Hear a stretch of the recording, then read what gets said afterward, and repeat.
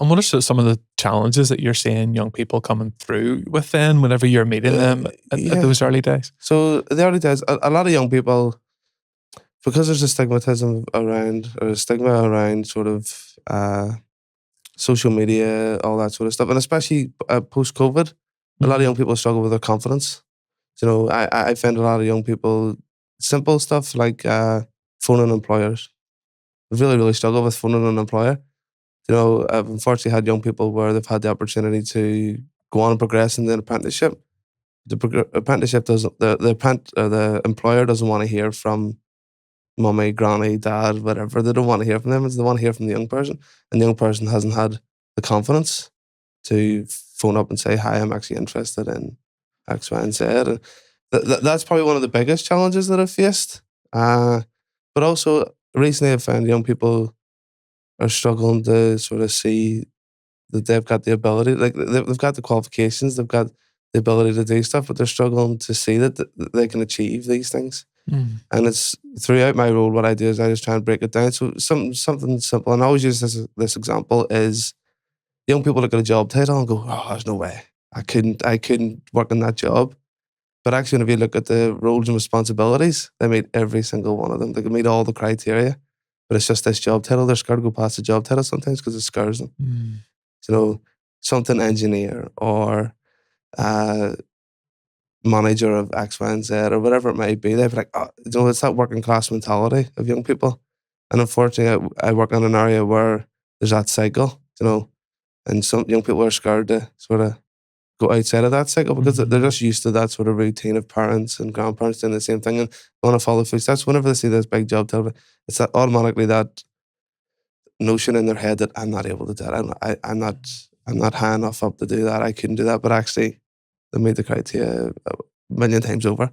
So they do, you know, they look at it and go need maths and English, but actually the job takes essential skills. It doesn't just take GCSE, it takes all these different things. So yeah, I think that's what the challenge is. It's just getting young people to understand that they've got the ability to do this. They've got the confidence to do this.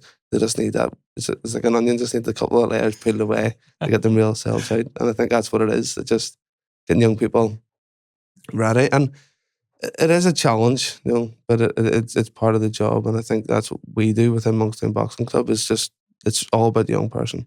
It's about building them up, no matter what stage they're at in life. And as part of my role, you know, there's so many different. So obviously, I work with young people who come to me for support, but I also work with young people from every single branch within Monkstown Boxing Club. So I do work with the boxers. I do work with the Abbey students. I do work with, you know, I know it's not technically within my funding, but I've done a CV for a 68-year-old before. You know, someone who was working for so long and then wanted to change and do something different. You know, so there's so many different things I could help with. Brilliant. And I know, I love them. You talked there about the young people not feeling confident to be able to see beyond that job title. Do you think there's more that employers could do to try and help young people or people of all ages to be able to understand their jobs better?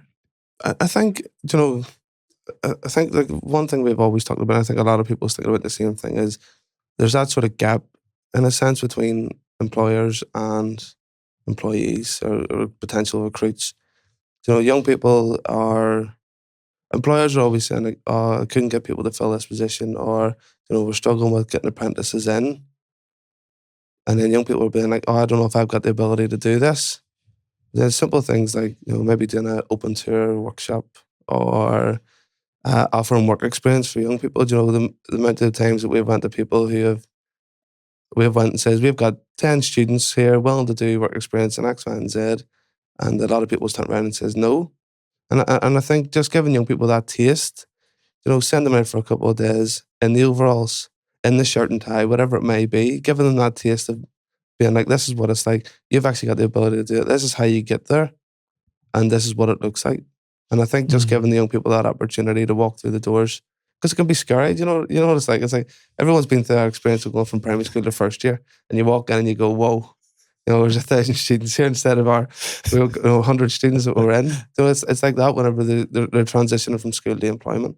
So you go from the small fish into big pond. And it's just getting past that barrier of walking through those doors for young people. And I think if employers opened up and were a bit more open to letting young people walk through, and even just half a day seeing, or just simple things. And I know we have talked about that quite a few times in different conversations, and we've tried about, but it's just trying to get the employers on board. And I think it'd be amazing. And I know employers are stretched in terms of what they can offer, and there's people out there to make money, and there's different avenues. But I think long term, if employers were to come together and there was like maybe a pilot, or there was different, I know there's different work experience programs, but there was a pilot for young people to go and do taster days while they're in school, or different things as part of work experience, I think in the long run, that would benefit employers. Yeah, definitely. Good. I love that. We'll have to explore that further as well. Yeah. So you talked about young people not having confidence.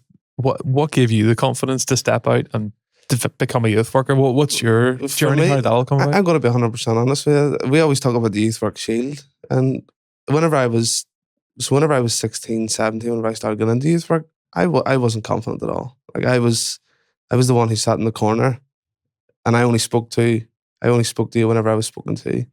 I wouldn't have made eye contact. I wouldn't.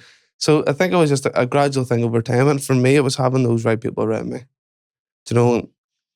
Everyone always talks about, Nathan, whenever you get into youth work. So I started volunteering whenever I was 16. And I was fortunate enough, my first paid role was 2015 whenever I was 18. But that 2-year span and getting me ready, I was surrounded by mentors. I was surrounded by people I could bounce off, change friendship groups, all these different things. But even right now to this point, there's probably 2 youth workers that I could tell you, if it wasn't for them, I wouldn't be sitting with Monkstown Boxing Club's uniform on, being a youth worker almost 11 years, it just wouldn't be possible. But it's just, for me, building that confidence was having the right people around me, right youth workers, right support and right network. And they were able to point me in the right direction in terms of, so I remember sitting, I was fortunate enough where I went straight from my levels to degree. And the youth work degree, the community youth work degree is a very difficult degree to get into, because you have to do the UCAS application, but you also got your interview. And I remember even youth workers doing mock interviews with me.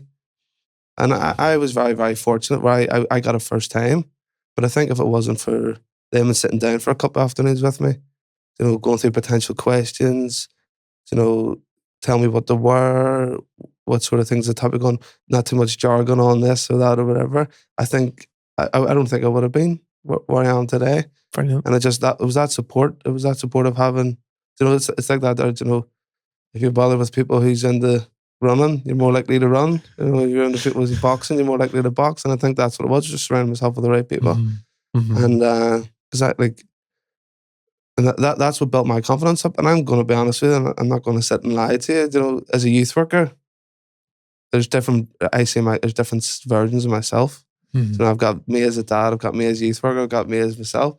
And I would say me as myself, I'm still not as confident as what I am as a youth worker. It's like that shield that you can bounce with me. I'd be the first person to, if my order was wrong on the table, I wouldn't say anything. Do you know what I mean? But if you put me in front of a room, or if you put me in front of young people, I'd be very confident that way.